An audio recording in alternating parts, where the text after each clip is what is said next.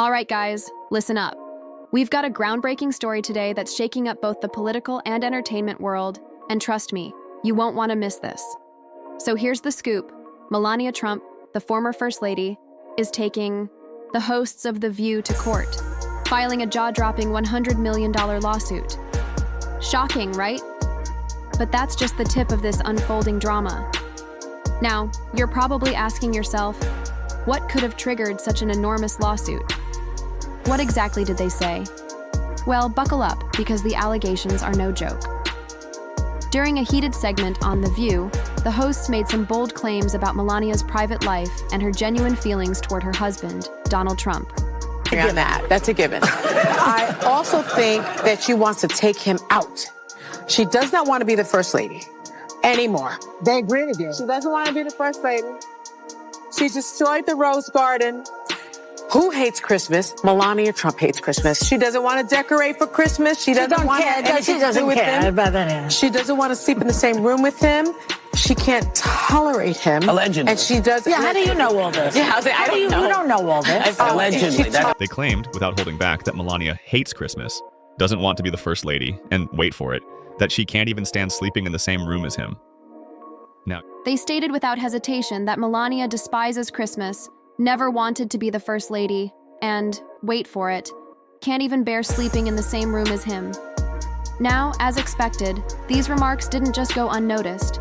They set off a massive media frenzy. And of course, Melania wasn't exactly thrilled. This leads us to one of the most talked about lawsuits in recent history. Truthfully, this isn't the first time The View has faced backlash for controversial statements, but this could be one of their costliest missteps yet. The case is centered on defamation, claiming that these statements were not only untrue, but intentionally harmful to Melania's public image. And that's a significant issue. After all, these comments reached millions of viewers, potentially creating a perception of Mrs. Trump that she and her legal team insist is completely inaccurate. So let's break down what really went down in that episode.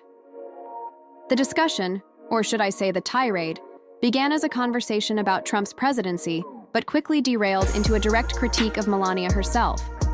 Things escalated rapidly, edging into personal attacks, with one host flat out declaring that Melania was a woman who never wanted the First Lady role in the first place.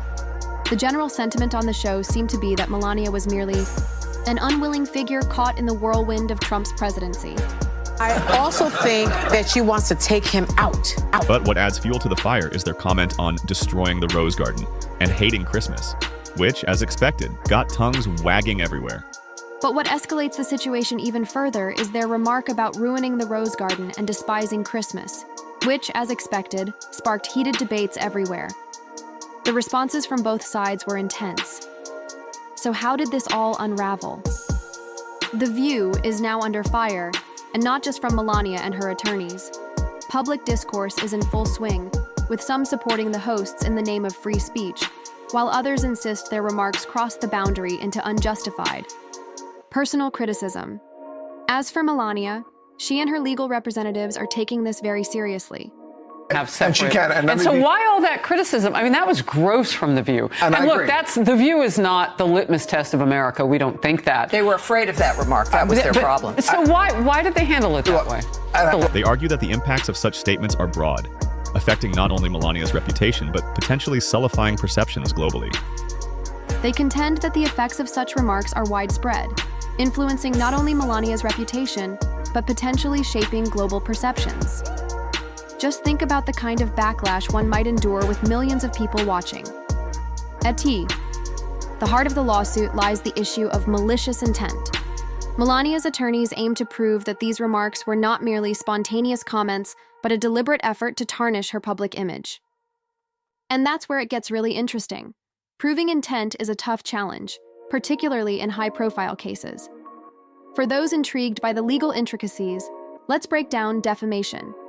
At its core, it revolves around reputational damage, right?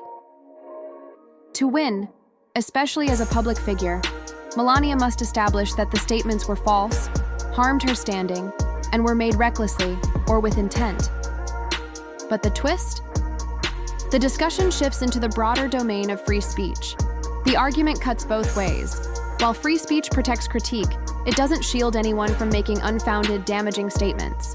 The outcome of this case may hinge on how the legal system reconciles these opposing rights. Now, taking a step back, The View has long been a platform for bold and at times controversial discussions. With its left-leaning panel, the show frequently challenges limits, yet it has also been spot on about social matters. Some see this as its strength, a key reason they tune in. Others view it as unchecked partisanship. However, this lawsuit is surfacing a broader conversation about the accountability of talk shows. Are they simply there to entertain, or do they bear a responsibility to report truthfully? The distinction, for many, becomes murky when personal opinions are mistaken for factual assertions. Here's the situation. Melania's legal team is demanding $100 million, but beyond the hefty sum, a larger principle is at play. What she appears to be declaring is that she has had enough. It's a definitive stance, an insistence that even public figures deserve a degree of personal dignity and fairness. Yet the potential consequences could be far-reaching for talk shows worldwide. A victory for Melania might set a new standard, urging hosts to be more mindful of their statements. And don't you think this also signals to the media that accountability is vital in the digital era? If The View's hosts are held responsible, it could prompt networks to impose stricter regulations on live programming. This case could mark a turning point, reshaping the intersection of celebrity culture, news, and entertainment. Naturally, opinions are divided. Some believe The View articulated thoughts that many had privately entertained about the Trump household's dynamics. Others, however, see it as a blatant violation of personal privacy, unfairly targeting someone already under constant scrutiny. So where do you stand? Seriously, where is the boundary between free speech and defamation? Should media figures face stricter oversight? Or is this simply Melania's attempt at image control? Now, circling back to the remarks about Christmas and the other personal digs, it's like, does it even matter? Does this discussion contribute anything meaningful to how we consume media? So what's next? More legal battles, without a doubt, and a public debate that won't die down anytime soon. This story is still unfolding, and we're keeping a close watch for updates. You know we'll keep you in the loop.